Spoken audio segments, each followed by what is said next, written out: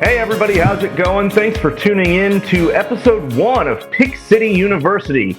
I'm John Ruben. You can follow me on Twitter at SinCitySI. My guest is Jack Robinson. You can follow him on Twitter at Jack_WMF. Jack, how's it going? Pretty good, man. How are you? Pretty good. Just sweating the Suns and Bucks like everybody else. Right, absolutely. That's good. Pretty good time to do this as the game's going on. So let's get it going. Yeah.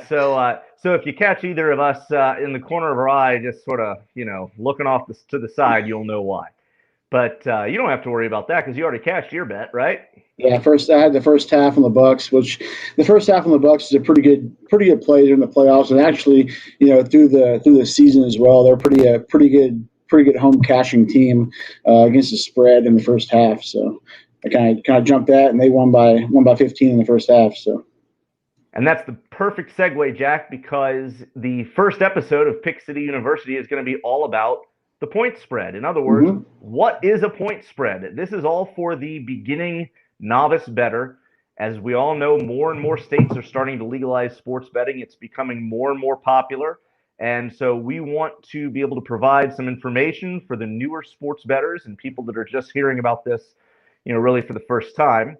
And let you know what this is all about, what this crazy world entails, and what all these numbers are and what they mean and how you can take advantage of them.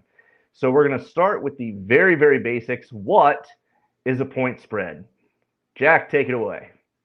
What is a point spread? So when you have a game, you're going to have two teams. One team is obviously going to be better than the other team.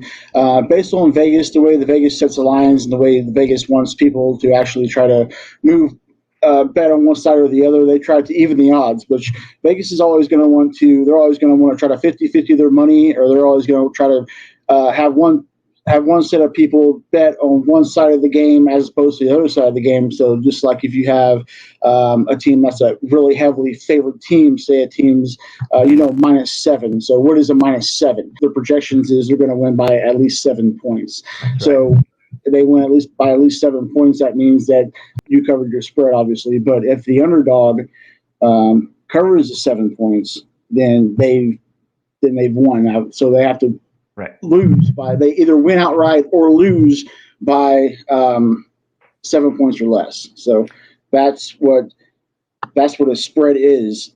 So let's look at an example where you want to bet the favorite. You want to bet the team that is supposed to win the game. Okay, so the first thing you're going to see when you make this bet is your team's name with a minus number by it. And that is the spread. That is the number that you will have to beat in order to cash your bet. So your football team is favored by 7 points. It means that they will need to win the game by more than 7 points. You're going to see -3s quite frequently. You're going to see -7s, -10s, just depending on how much better your favorite is than the underdog. So, Jack, that's an example of a favorite where, again, you're taking the team that's supposed to win, but you want them to win by a lot. Right? So the next thing is you want to look at the underdog. Let's say that your team is expected to lose, but you still like them to keep the game close or maybe even win the game outright. So you take the underdog, and what you'll see there is your team's name with a plus and the number by it. +3, +7 is very common in football. Basketball, it can go all over the place. So here again, suppose you take your football team +7 points. Hey, you know what? If they lose by 3, too bad for your team, but for you, that's a winner. But if your team gets blown out, it doesn't help you at all. Right, and in Vegas, they always like to try to keep. If you're going to bet on an underdog spread, you're going to have to look at the lines, look at the different things that are going on within the game, and to see why are you going to take that underdog bet. So, with that being said, with the underdog bets, you're going to have to take that team, whatever kind of situation. If it's a weather situation, if it's an injury situation, if it's a referee situation, there's a lot of different. Lots of different reasons why you would take an underdog in a game. But if that team falls in the exact number, that's called a push. And then at that point, you get your money back. So you don't win or you don't lose. It's basically a tie. So you tie with Vegas at that point. That's right. Yeah, that's exactly what a push is. You bet your team plus 7 points. They lose by exactly 7. You get your money back. No win, no loss. Kissing your sister, as they say. So the next thing that we'll talk about here, so far all of the examples that we've given have been right on the number. But a lot of times, in fact, probably more often than not, you're going to see your team minus or plus something and a half. So especially in football, plus or minus 7.5, plus or minus 3.5. Basketball, it happens all the time. So the reason why they have that is so that there is no such thing in those cases as a push. You will definitely either win or lose that bet. 100%. And that half point, that's called a hook. So if in the industry, in the sports betting industry, that's called the hook. So you either live by the hook, you die by the hook. So there's different terminology, different things that we use, when we're handicapping these games to get on a half point or a non-half point. Either you can, because if you're going to be betting on a game, you can in a lot of books, if it's not a first half, if it's a full game, other than like full game run lines and baseball and hockey, you can't ever buy off a hook, which is your half point. But in basketball, football, you can actually buy off of that hook. So try to give yourself a little bit more of advantage to try to win your bet.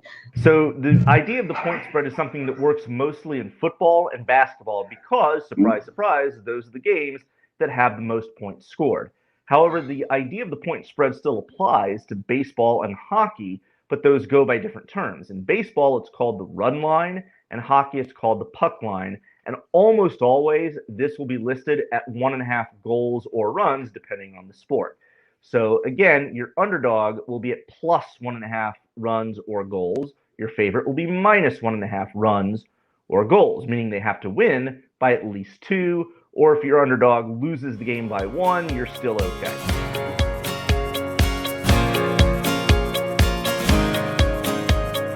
So where do we find all of this information when we're making our bets?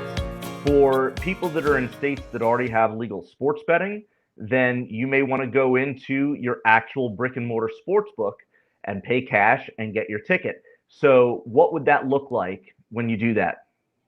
So when you walk into a casino or a sports book, when you walk into there, you're going to see a big sign up there.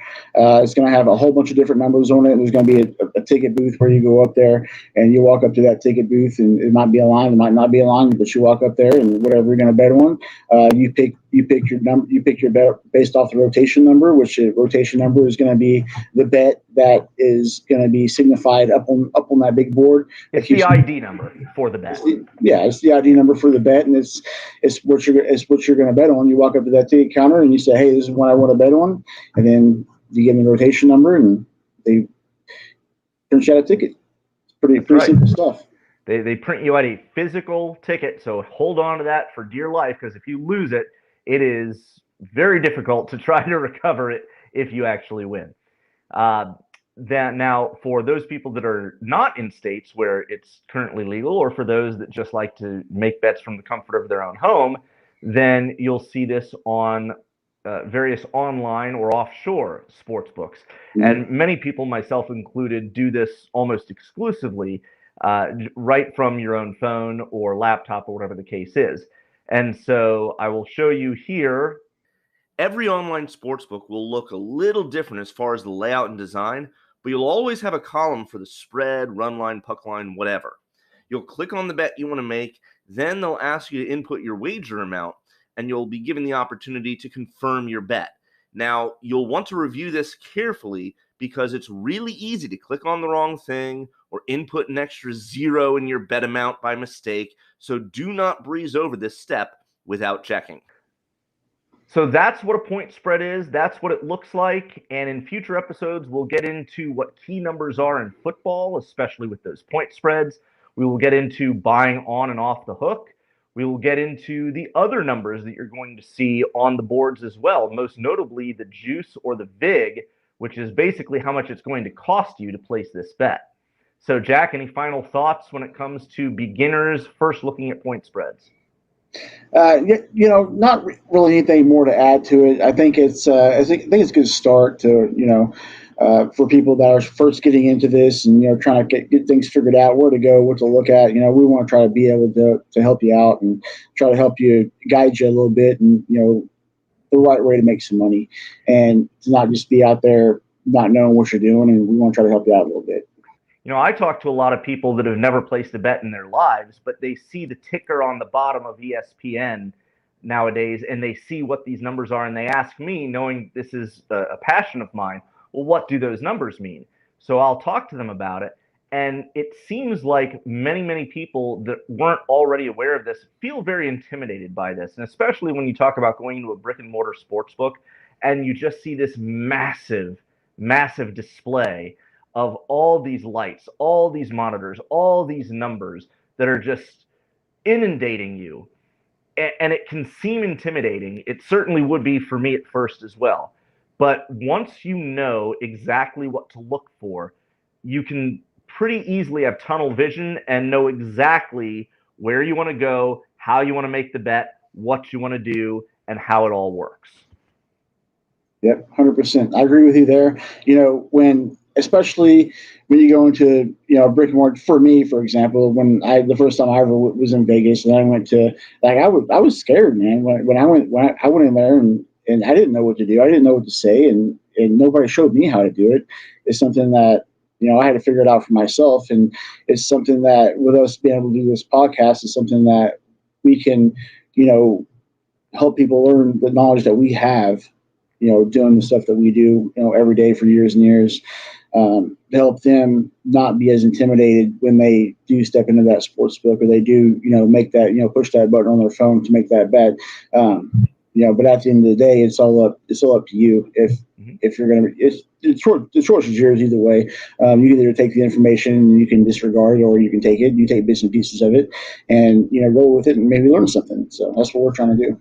Well, and no matter how it is that you choose to start, either way, there's going to be a learning curve. You are definitely going to lose more than you win when you start. There's no question about it. And the reason why we decided to start PicksCity University is to help smooth out that initial ride. So when you go in, maybe you're not quite as intimidated. Maybe you don't bet as many games as you think that you should, or you have a better idea of what to expect when you do go and place that bet. So let's sort of ease the learning curve as much as we possibly can. This is a video that you can go back and watch for years to come.